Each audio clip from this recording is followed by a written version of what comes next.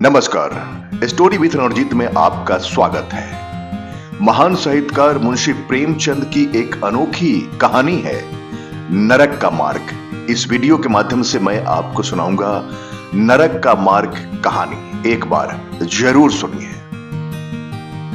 रात भक्तमाल पढ़ते पढ़ते न जाने कब नींद आ गई। कैसे कैसे महात्मा थे जिनके लिए भगवत प्रेम ही सब कुछ था, इसी में मग्न रहते थे।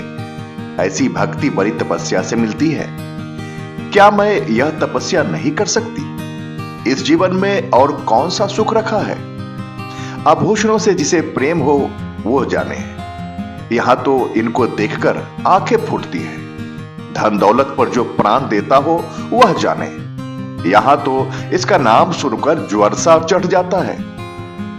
कल पगली सुशीला ने कितनी उमंगों से मेरा श्रृंगार किया था, कितने प्रेम से बालों में फूल गूंथे थे, कितना मना करती रही न माने। आखिर वही हुआ जिसका मुझे भय था। जितनी देर उसके साथ हंसी थी उससे कहीं ज्यादा रोई। संसार में ऐसी भी कोई स्त्री है जिसका पति उसका श्रृंगार देखकर सिर से पांव तक जल उठे? कौन ऐसी स्त्री है जो अपने पति के मुंह से ये शब्द सुने, तुम मेरा परलोक बिगाड़ोगी और कुछ नहीं, तुम्हारे रंग ढंग कह देते हैं, और उसका दिल विष खा लेने को न चाहे? भगवान, संसार में ऐसे ही मनुष्य है। आखिर मैं नीचे चली गई और भक्तमाल पढ़ने लगी। अब वृंदावन बिहारी ही की सेवा करूंगी, उन्हीं को अपना श्रृंगार दिखाऊंगी। वह तो देखकर न जलेंगे, वह तो मेरे मन का हाल जानते हैं। भगवान, मैं अपने मन को कैसे समझाऊं? तुम अंतर्यामी हो, तुम मेरे रोम रोम का हाल जानते हो। मैं चाहती हूं कि उन्हें अपना इष्ट समझूं, उनके चरणों की सेवा करूं, उनके इशारे पर चलूं, उन्हें मेरी किसी बात से और किसी व्यवहार से नाम मात्र भी दुख ना हो। वह निर्दोष है, जो मेरे लिए भाग्य में था वह हुआ। न उनका दोष है न माता पिता का, सारा दोष मेरे नसीबों का है। लेकिन यह सब जानते हुए भी जब उन्हें आते देखती हूं तो मेरा दिल बैठ जाता है। मुंह पर मुर्दनी सी छा जाती है, सिर भारी हो जाता है। जी चाहता है इनकी सूरत न देखूं, बात तक करने को भी जी नहीं चाहता। कदाचित शत्रु को भी देखकर किसी का मन इतना क्लांत न होता होगा। उनके आने के समय दिल में धड़कन सी होने लगती है। दो एक दिन के लिए कहीं चले जाते हैं तो दिल पर से एक बोझ सा उठ जाता है। हंसती भी हूं, बोलती भी हूं, जीवन में कुछ आनंद आने लगता है। लेकिन उनके आने का समाचार पाते ही फिर चारों ओर अंधकार। चित्त की ऐसी दशा क्यों है यह मैं नहीं कह सकती। मुझे तो ऐसा जान पड़ता है कि पूर्व जन्म में हम दोनों से वैर था। उसी वैर का बदला लेने के लिए उन्होंने मुझसे विवाह किया है। वही पुराने संस्कार हमारे मन में बने हुए हैं। नहीं तो वह मुझे देख देख कर क्यों जलते और मैं उनकी सूरत से क्यों घृणा करती। विवाह करने का तो यह मतलब नहीं हुआ करता। मैं अपने घर इससे कहीं सुखी थी। कदाचित मैं जीवन प्रयत्न अपने घर आनंद में रह सकती थी। लेकिन इस लोक प्रथा का बुरा हो जो अभागिनी कन्याओं को किसी न किसी पुरुष के गले में बांध देना अनिवार्य समझती है। वह क्या जानता है कि कितनी युवतियां उसके नाम को रो रही है, कितनी अभिलाषाओं से लहराते हुए कोमल हृदय उसके पैरों तले रौंदे जा रहे हैं। युवती के लिए पति कैसी कैसी मधुर कल्पनाओं का स्रोत होता है। पुरुष में तो उत्तम है, श्रेष्ठ है, दर्शनीय है। उसकी सजीव मूर्ति इस शब्द के ध्यान में आते ही उसकी नजरों के सामने आकर खड़ी हो जाती है। लेकिन मेरे लिए यह शब्द क्या है? हृदय में उठने वाला शूल, कलेजे में खटकने वाला कांटा, आंखों में गरने वाली किरकिरी, अंतःकरण को भेदने वाला व्यंग बाण। सुशीला को हमेशा हंसते देखती हूं। वह कभी अपनी दरिद्रता का गीला नहीं करती। गहने नहीं है, कपड़े नहीं है, भाड़े में नन्हे से मकान में रहती है। अपने हाथों घर का सारा काम काज करती है, फिर भी उसे रोते नहीं देखती। अगर अपने बस की बात होती तो आज अपने धन को उसकी दरिद्रता में बदल देती।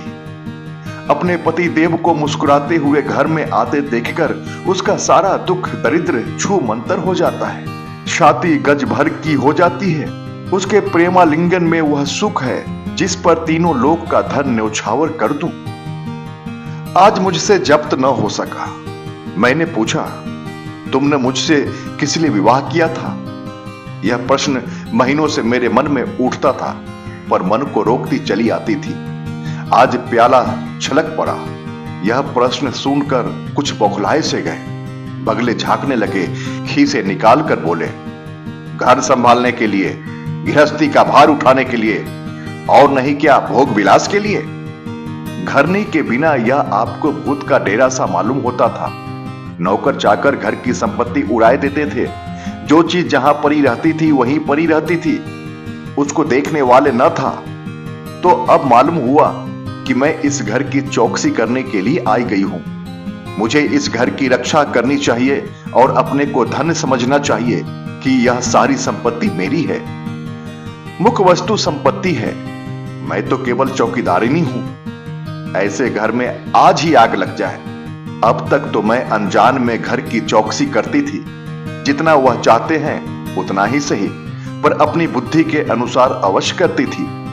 आज से किसी चीज को भूलकर भी छूने की कसम खाती हूं। यह मैं जानती हूं कि कोई पुरुष घर की चौकसी के लिए विवाह नहीं करता, और इन महाशय ने चीट कर यह बात मुझसे कही। लेकिन सुशीला ठीक कहती है, इन्हें स्त्री के बिना घर सूना लगता होगा। उसी तरह जैसे पिंजरे में चिड़िया को न देखकर पिंजरा सूना लगता है। यह है हम स्त्रियों का भाग्य। मालूम नहीं इन्हें मुझ पर इतना संदेह क्यों होता है। जब से नसीब इस घर में लाया है, इन्हें बराबर संदेह मूलक कटाक्ष करते देखती हूं। क्या कारण है? जरा बाल गुंदवा कर बैठी और यह ओठ चबाने लगते। कहीं जाती नहीं, कहीं आती नहीं, किसी से बोलती नहीं, फिर भी इतना संदेह। यह अपमान असह्य है। क्या मुझे अपनी आबरू प्यारी नहीं? यह मुझे इतनी छिछोरी क्यों समझते हैं? इन्हें मुझ पर संदेह करते लज्जा भी नहीं आती। काना आदमी किसी को हंसते देखता है तो समझता है कि लोग मुझी पर हंस रहे हैं। शायद इन्हें भी यही वहम हो गया है कि मैं इन्हें चिढ़ाती हूं। अपने अधिकार के बाहर कोई काम कर बैठने से कदाचित हमारे चित्त को यही वृत्ति हो जाती है। भिक्षुक राजा की गद्दी पर बैठकर चैन की नींद नहीं सो सकता। उसे अपने चारों ओर शत्रु ही शत्रु दिखाई देंगे। मैं समझती हूं सभी शादी करने वाले बुढ़ों का यही हाल है। आज सुशीला को कहने से मैं ठाकुर जी की झांकी देखने जा रही थी। अब यह साधारण बुद्धि का आदमी भी समझ सकता है कि फूहर बहू बनकर बाहर निकलना अपनी हंसी उड़ाना है। लेकिन आप उसी वक्त न जाने किधर से टपक पड़े और मेरी ओर तिरस्कारपूर्ण नेत्रों से देखकर बोले, कहां की तैयारी है? मैंने कह दिया, जरा ठाकुर जी की झांकी देखने जाती हूं। इतना सुनते ही त्योरियां चढ़ाकर बोले, तुम्हारे जाने की कोई जरूरत नहीं। जो स्त्री अपने पति की सेवा नहीं कर सकती, उसे देवताओं के दर्शन से पुण्य के बदले पाप होता है। मुझसे उड़ने चली हो? मैं औरतों को नस नस पहचानता हूं। ऐसा क्रोध आया कि बस अब क्या कहूं। उसी दम कपड़े बदल डाले और प्रण कर लिया कि अब कभी दर्शन करने न जाऊंगी। इस अविश्वास का भी कुछ ठिकाना है। न जाने क्या सोचकर रुक गई। उनकी बात का जवाब तो यही था कि उसी क्षण घर से चल पड़ो। फिर देखती मेरा क्या कर लेते। इन्हें मेरा उदास और विमन रहने का आश्चर्य होता है। मुझे मन में कृतज्ञ समझते हैं। अपनी समझ में इन्होंने मेरे साथ विवाह करके शायद मुझ पर बड़ा एहसान किया है। इतनी बड़ी जायदाद और इतनी विशाल संपत्ति की स्वामिनी होकर मुझे फूले न समाना चाहिए था। आठों पहर इनका यशगान करते रहना चाहिए था। मैं यह सब कुछ न करके उल्टे और मुंह लटकाए रहती हूं। कभी कभी मुझे बेचारे पर दया आती है। यह नहीं समझते कि नारी जीवन में कोई ऐसी वस्तु भी है जिसे खोकर उसकी आंखों में स्वयं को नरक तुल हो जाता है। 3 दिन से बीमार है। डॉक्टर कहते हैं बचने की कोई आशा नहीं है, निमोनिया हो गया है। पर मुझे न जाने क्यों इनका गम नहीं है। मैं इतनी वज्र हृदय कभी न थी। न जाने वह मेरी कोमलता कहां चली गई। किसी बीमार की सूरत देखकर मेरा हृदय करुणा से चंचल हो जाता था। मैं किसी का रोना नहीं सुन सकती थी। वही मैं हूं जो आज 3 दिन से उन्हें अपने बगल के कमरे में परे कहारते सुनती हूं और एक बार भी उन्हें देखने न गई। आंख से आंसू आने का जिक्र ही क्या। मुझे ऐसा मालूम होता है इनसे मेरा कोई नाता ही नहीं। मुझे चाहे तो पिशाचिनी कहे, चाहे उल्टा, पर मुझे तो यह कहने में लेश मात्र भी संकोच नहीं है कि इनकी बीमारी से मुझे एक प्रकार का ईर्ष्यामय आनंद आ रहा है। इन्होंने मुझे यहाँ कारावास दे रखा था। मैं इसे विवाह का पवित्र नाम नहीं देना चाहती, यह कारावास ही है। मैं इतनी उदार नहीं हूं कि जिसने मुझे कैद में डाल रखा हो उसकी पूजा करूं, जो मुझे लात से मार उसके पैरों में चूमूं। मुझे तो मालूम हो रहा है ईश्वर इन्हें इस पाप का दंड दे रहे हैं। मैं निसंकोच होकर कहती हूं कि मेरा इनसे विवाह नहीं हुआ। स्त्री किसी के गले बांध दिए जाने से ही उसकी विवाहिता नहीं हो सकती। वही संयोग विवाह का पद पा सकता है जिसमें कम से कम एक बार तो हृदय प्रेम से पुलकित हो जाए। सुनती है महाशय अपने कमरे में परे परे मुझे कोसा करते हैं, अपनी बीमारी का सारा बुखार मुझ पर निकालते हैं, लेकिन यहां इसकी परवाह नहीं। जिसका जी चाहे जायदाद ले, धन ले, नहीं, मुझे इसकी जरूरत नहीं। आज 3 दिन हुए हैं मैं विधवा हो गई। कम से कम लोग यही कहते हैं, जिसका जो जी चाहे कहे, पर मैं अपने को जो कुछ समझती हूं वह समझती हूं। मैंने चूड़ियां नहीं तोड़ी, क्यों तोड़ूं? मांग में सेनूर पहले से भी न डालती थी, अब भी नहीं डालती। बूढ़े बाबा का क्रियाक्रम उनके सुपुत्र ने किया, मैं पास न फटकी। घर में मुझ पर मनमानी आलोचनाएं होती है। कोई मेरे गूथे हुए बालों को देखकर नाक सिकोड़ता है, कोई मेरे आभूषणों पर आंख मटकाता है। यहां इसकी चिंता नहीं है। इन्हें चिढ़ाने को मैं भी रंग बिरंगी साड़ियां पहनती हूं और बनती संवरती हूं। मुझे जरा भी दुख नहीं है। मैं तो कैद से छूट गई। इधर कई दिन बाद सुशीला के घर गई। छोटा सा मकान है, कोई सजावट न सामान, चारपाइयां तक नहीं, पर सुशीला कितने आनंद से रहती है। उसका उल्लास देखकर मेरे मन में भी भांति भांति की कल्पनाएं उठने लगती है। उन्हें कुत्सित क्यों कहूं जब मेरा मन उन्हें कुत्सित नहीं समझता। इनके जीवन में कितना उत्साह है। आंखें मुस्कुराती रहती है, होठों पर मधुर हास्य खेलता रहता है। बातों में प्रेम का स्रोत बहता हुआ जान पड़ता है। इस आनंद से चाहे वह कितना भी क्षणिक हो, जीवन सफल हो जाता है। फिर उसे कोई भूल नहीं सकता। उसकी स्मृति अंत तक के लिए काफी हो जाती है। इस मिजराव की चोट हृदय के तारों को अंतकाल तक मधुर स्वरों से कंपित रख सकती है। एक दिन मैंने सुशीला से कहा, अगर तेरे पतिदेव कहीं परदेश चले जाएं, तो रोते रोते मर जाएगी। सुशीला गंभीर भाव से बोली, नहीं बहन, मरूंगी नहीं। उनकी याद सदैव प्रफुल्लित करती रहेगी, चाहे उन्हें परदेश में बरसों लग जाए। मैं यही प्रेम चाहती हूं। इसी चोट के लिए मेरा मन तड़पता रहता है।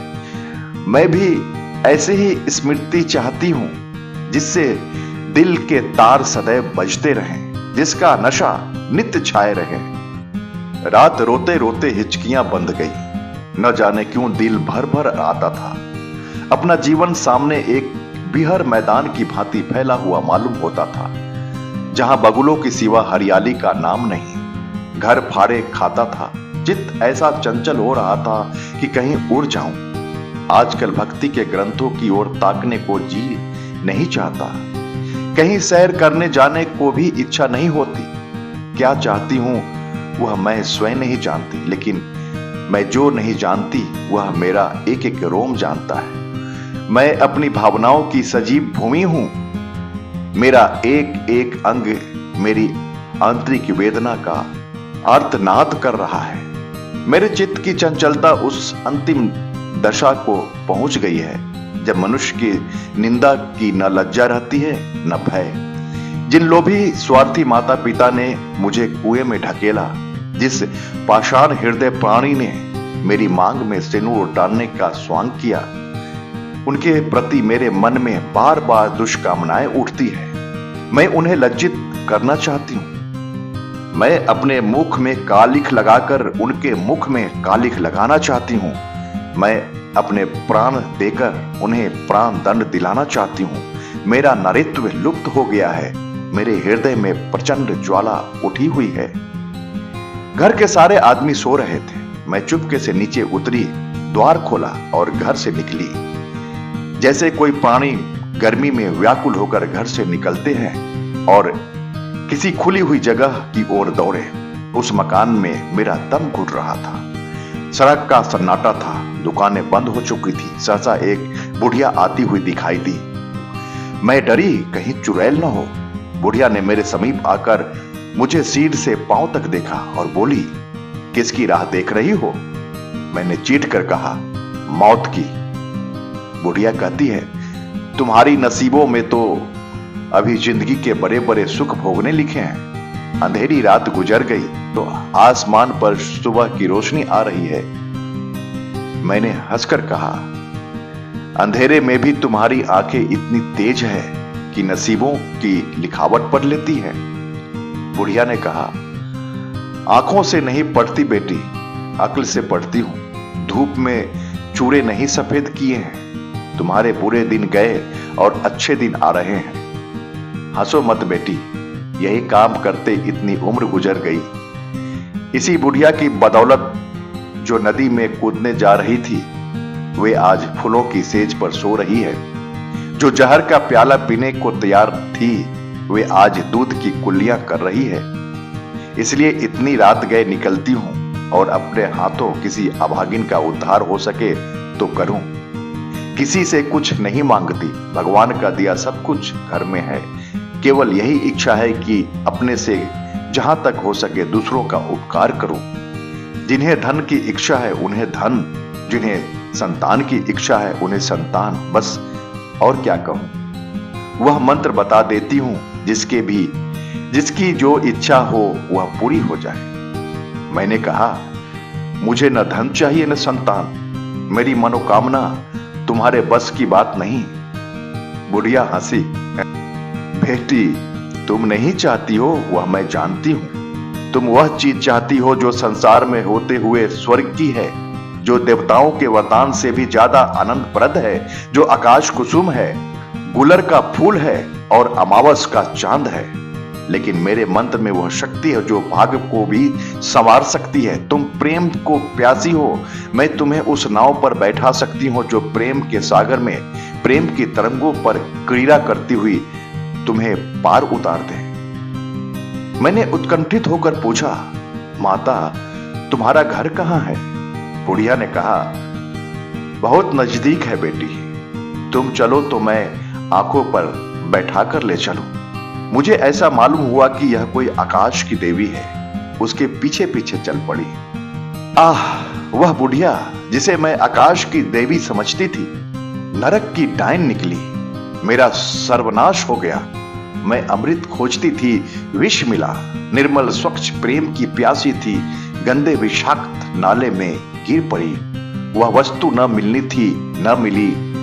मैं सुशीला का सा सुख चाहती थी, उल्टाओं की विषय वासना नहीं। लेकिन जीवन पथ पर एक बार उल्टी राह चलकर फिर सीधे मार्ग पर आना कठिन है। लेकिन मेरे अधपतन का अपराध मेरे सिर नहीं, मेरे माता पिता और उस बूढ़े पर है जो मेरा स्वामी बनना चाहता था। मैं यह पंक्तियां न लिखती, लेकिन इस विचार में लिख रही हूं। मेरी आत्मकथा पढ़कर लोगों की आंखें खुले। मैं फिर कहती हूं, अब भी अपनी बालिकाओं के लिए मत देखो धन, मत देखो जायदाद, मत देखो कुलीनता, केवल वर देखो।